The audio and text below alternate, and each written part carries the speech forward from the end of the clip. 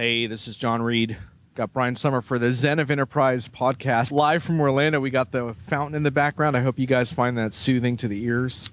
Oh, yeah, we're right. And, let me add to that. We've got cypress trees in the background, and there's snowy egrets and gray egrets and other stuff all over here. So who knows what's going to land right in the middle of this interview table. If we get lucky, a gator might crawl up here, but who knows? We can only hope.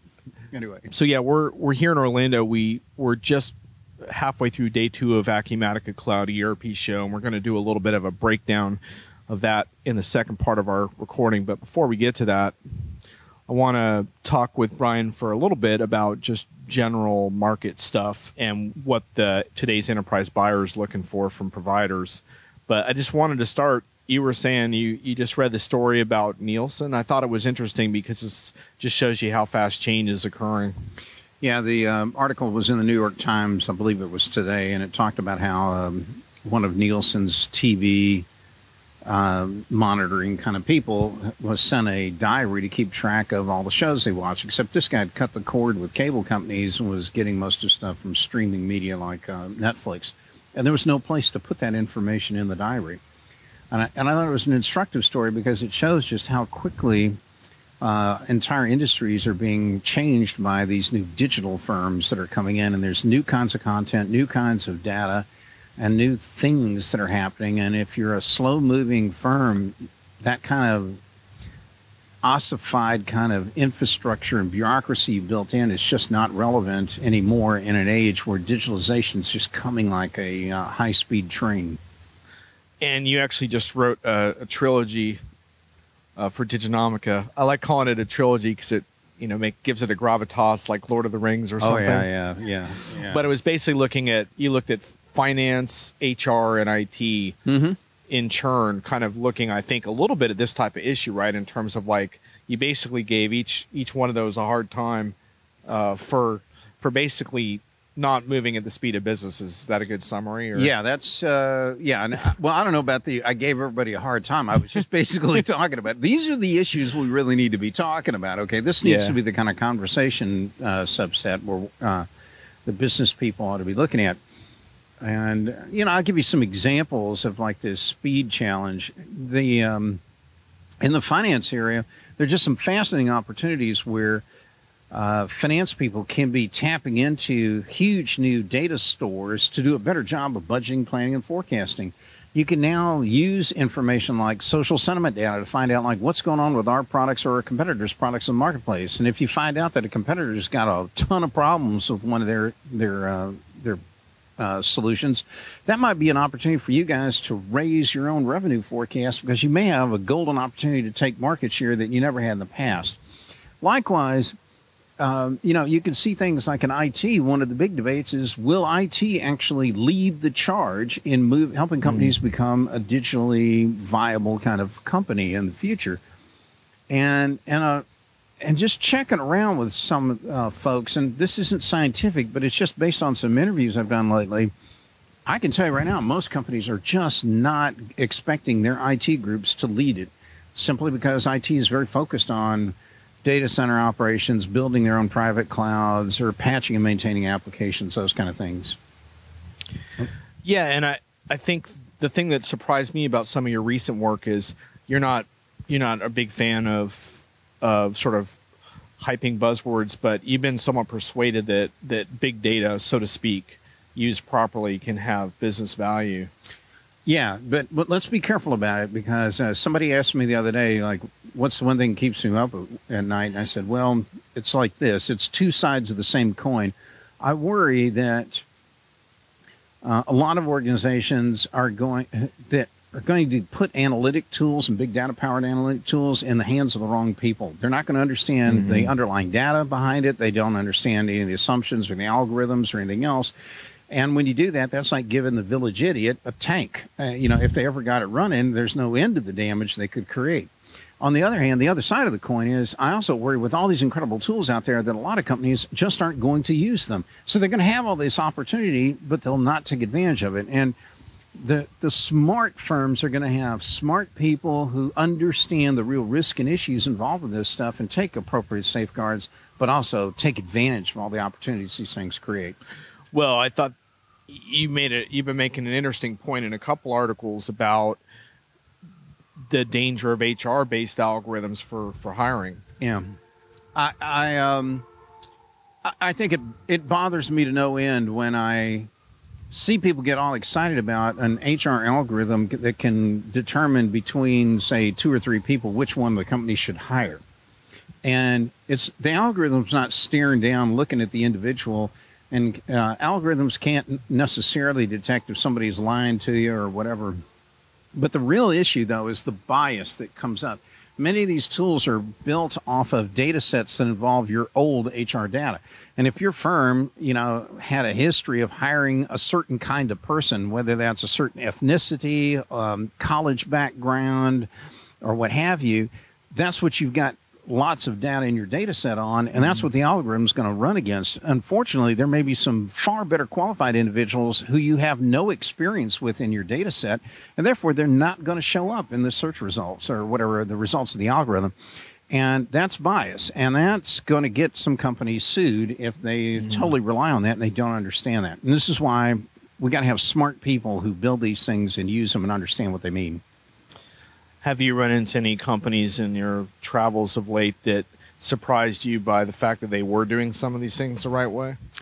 I have hit some, and and not too many, huh? Well, they're less frequent than I would like to see. Yes, but where the real focus is on generally it's been on top line revenue kind of improvements more than anything else, or it's an extending, if you will, a better kind of experience for the customer. Most of them will not let me talk about what they're doing, which I understand. This stuff is massively competitively advantageous to companies.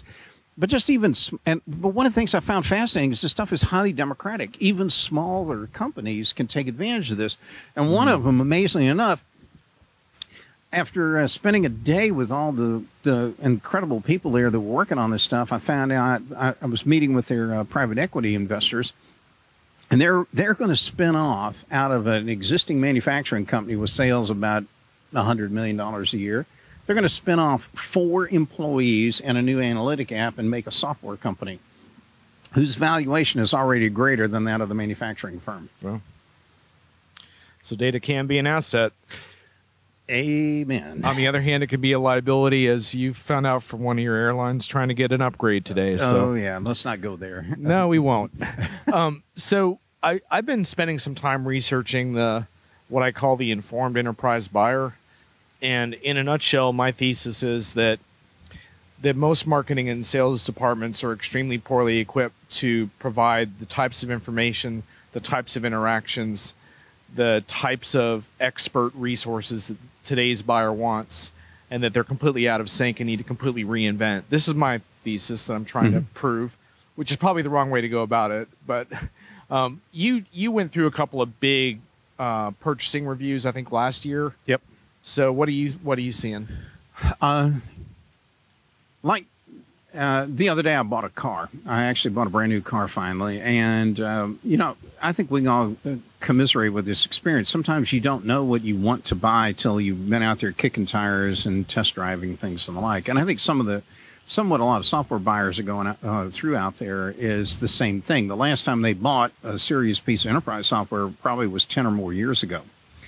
So things have changed a little bit in that time, and some don't know whether you spell cloud with a C or a K. I mean, you get a lot of folks all up and down an entire spectrum of the learning curve.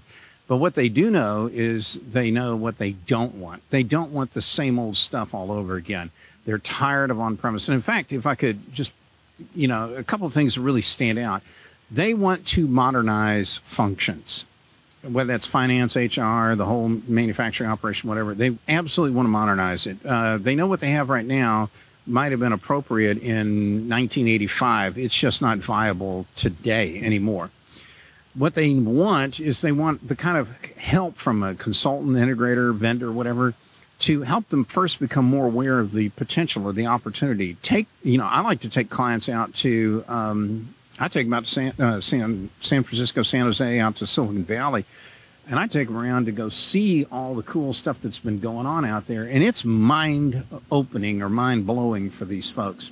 What do they want right now? They want somebody else to take away all the misery that they go through patching, maintaining, and upgrading systems, hence the interest in multi-tenant cloud solutions. But more importantly, they also want someone who's going to deal with all of the integration testing, as each vendor has like 3 and 4 new releases every single year. They want somebody to go in and retest all those and make sure nothing's going to break, because what the customer really, really, really wants, when you scratch that, surface even deeper, they want to be out of the software business altogether. Interesting. And so that all rings true, but what does that mean for marketing? Well, I think for a lot of marketers, they're focused on the wrong things. A lot of tech marketers first go in leading with the technology and not with the business problem. They're not leading with the experience or the experiential aspect of what is it like to work in like finance or HR in a company that has these kind of solutions. That experience is like, I show up for work Monday morning, and I find my systems have all been upgraded, and I never had to talk to IT. I never had to call them. Nothing's broke. Right. It's a different experience, and the experiential aspect is what needs to be brought out in marketing. Yeah, and yet I see so many marketing firms like, oh, let's get analyst firm G or F in here and sponsor a white paper, and that's really going to move the needle. Well, if any of them are listening to this, I'll be happy to take that call from them.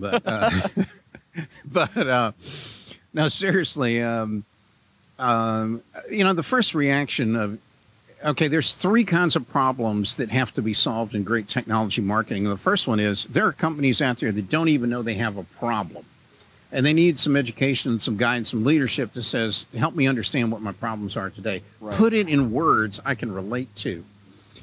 The second is somebody who knows they have a problem, but isn't clear on some general kinds of solutions they could go with. Is this something I outsource? Is this something I buy? Is it something I do on-prem or in a private cloud or whatever?